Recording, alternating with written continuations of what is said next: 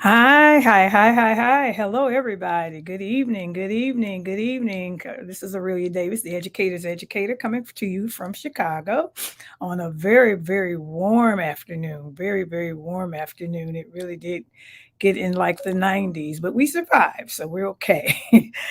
Just hope everybody is doing well out there. Teachers, I know some of you are planning to get back into those buildings and just hoping that before even everything starts that you're going to have a fantastic and terrific year. So I just came to you with some things on my mind tonight. Well, last week I talked about gender identification, and I talked about how my when I was teaching, when I was telling my children to get ready to go to the bathroom, I would say all girls line up, all boys line up. Well, now you need to just say create a word that will classify all the children at the same time. It has been stated that we need to recognize genders within our classroom, and because girls may want to be our girls, it doesn't necessarily they identify as girls, and boys are boys, but they may not identify as boys. Okay, so you need to learn the language. That's basically what I'm saying. You need to learn with the language. Just like if I was back into the building, I would have to learn the language in order to be respectful, in order to be politically correct. That's what we're talking about. Well, tonight, we're talking about something that most of you might know about if you were born back in the day, and that's cursive writing. Cursive writing. I was able to pull up some information that I would like to just read, and it states that Google has everything. It states that in 2010, it is a fact, in 2010, the US government officially removed cursive cursive writing from the Common Core standards. I'll say that again. In 2010, the US government officially removed cursive writing or cursive instruction from the Common Core standards. Now, you know, the Common Core standards are the standards that we are running that are basically in all the states. All the states. No one is teaching anything separately. The Common Core standards gives you standards on how to teach reading, standards on how to teach math, standards on how to teach social studies and science. And the standards are broken down from preschool all the way to 12th grade.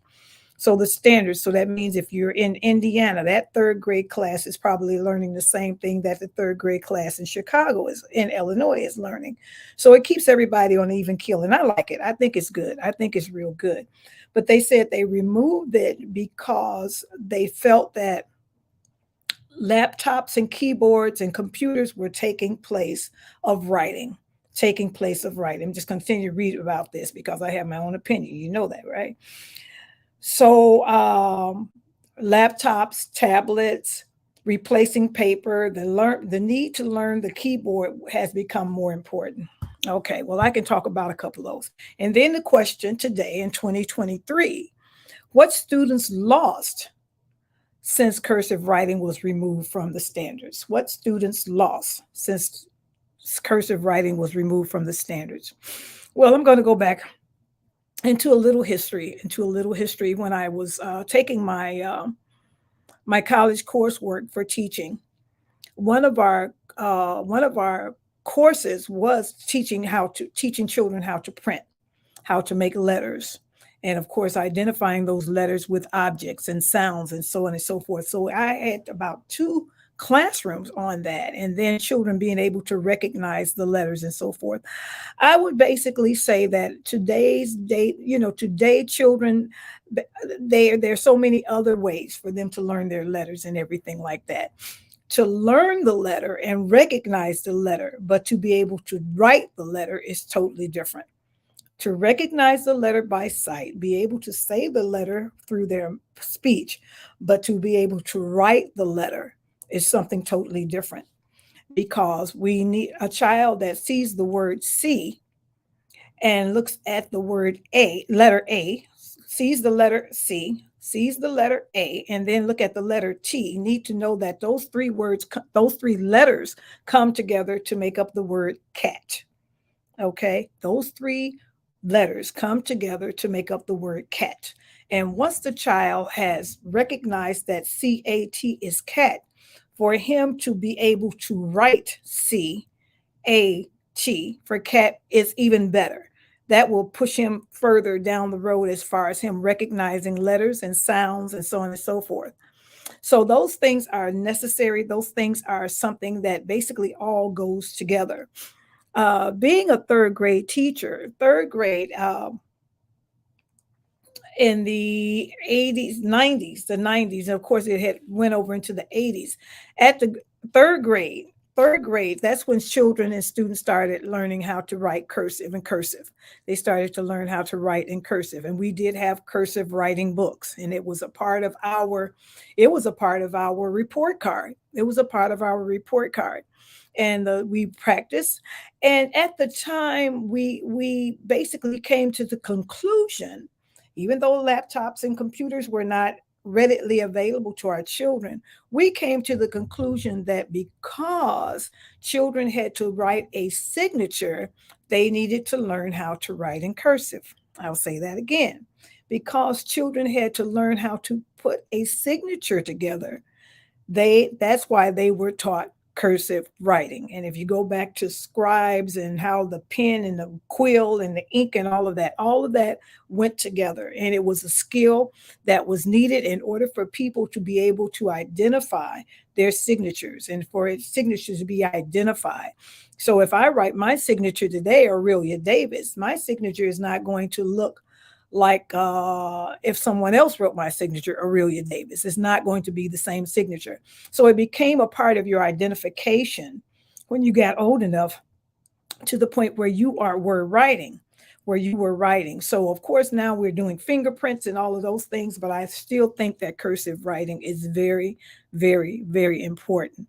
And coming up to 2023, I did read some articles that where they are starting to bring it back, because what they're finding, and I'm going to get to the real meat of this, being an early childhood teacher, some of the skills that was very, very important for children to have was fine motor skills. Fine motor skills. These fine motor skills had to be developed, like I'm doing my fingers here. They had to be developed in order for a child to be able to, it was muscle dexterity, and it was being able to pick up things with their pinchers and so on and so forth. And of course, those fine motor skills were developed so that a child could write, those fine motor skills, so that a child could write, putting beads on a string, picking up pennies with their fingers, pinching, working with clay. All of these skills were in place in preschool so that eventually to build up a child's fine motor skills, And of course, the next large motor skills was very important also. So I haven't tapped into any early childhood teachers lately, but I think if I do talk to someone over the weekend, I will find out if they are doing things with fine motor skills, those fine motor skills are still in place. Because if they are, eventually that child will be able to take those fine motor skills and be able to do cursive writing, I believe that if I was in the classroom now, I would look at cursive writing as being an art, just like drawing. So if the children, students, I would make it fun. In other words, that's what I'm saying. So if the students found it to be taxing, because every child cannot necessarily make letters, and make letters correctly. So if I was teaching today, I would make that cursive skill very, very interesting. I would make it artistic. I would make it where they were just basically drawing pictures with the letters and so on, with the letters and so forth. But I would definitely include it in my curriculum. If hi Cynthia, my girlfriend is on there. If it was the type of thing where I had to get permission. I had to get permission from my administrators to do it. Then I would do that. And teachers never feel afraid that you want to bring something in, as long as the standards are set, how you teach a course and how you deliver a course, as long as it's correct, and as far as meeting the standards of what that child needs, then that's okay. but always check with your administrators first to see if it's okay. So they will know what you're doing in the classroom. So in the meantime, I would make it joyful because what we're finding out now is that we have eighth graders that are graduating. We have high schoolers that are graduating that do not know how to make their signatures. What did you say, Aurelia? We have eighth graders that are graduating. We have high schoolers that are graduating that do not know how to make their signature. And that can be devastating because what do you sign off in order to get your check? You have to put a signature there. You think? Yes. So, teachers, if it has been banned in your school, ask your principals saying, especially if you see students that do not have those fine motor skills in place. If they don't have them in place, then you turn around and you recognize those particular children. And if your principal and your administrators will allow you to teach cursive writing, teach cursive writing. It will not hurt the children. They will not hurt the students. My signature nowadays look like whatever, but I did learn how to make my signature. Nobody else can copy my signature the way I write my signature. So signatures are important. And what they're finding in the studies now, because the cursive writing has been taken away from the curriculum, from Common Core standards, these children do not know how to write their signatures. And so now we have to go back and give them books that we might find on Amazon or wherever and teach them how to write their signatures. You're not going to be able to get a check unless you know how to make a signature. And making the penmanship, do it in penmanship is not going to work. So Social Security is still requiring signatures. Social Security is still requiring signatures. I know there's a lot of technical things that are requiring signatures, but at the same time, you're not going to always run into that, And I feel a little funny about putting my signature on a computer because I don't know where that's going, but that's neither here nor there. So, teachers out there, think about it. Think about it. If you're teaching like second grade and third grade, that's the time to introduce cursive writing. If you feel strongly about cursive writing and feel that your children, your students need it, then you need to ask your administrators if it's okay for you to teach it. There's still plenty of books out there. I can't even mention half of them. I know I kept a few of them back, but I just loved it. What I would do in my classroom is I would have like on a Friday afternoon. I would take a Friday afternoon and basically put some music on, and I would write something on the board, and the children would just draw. It's just like drawing. It's just like drawing, but they enjoyed it. It was relaxing, and they enjoyed it. And then another thing they loved me to do, I would take a piece of, I don't know if you guys still have it, but they have the sentence charts. They have the sentence charts, and I would write in cursive every child's name in my classroom, first and last name.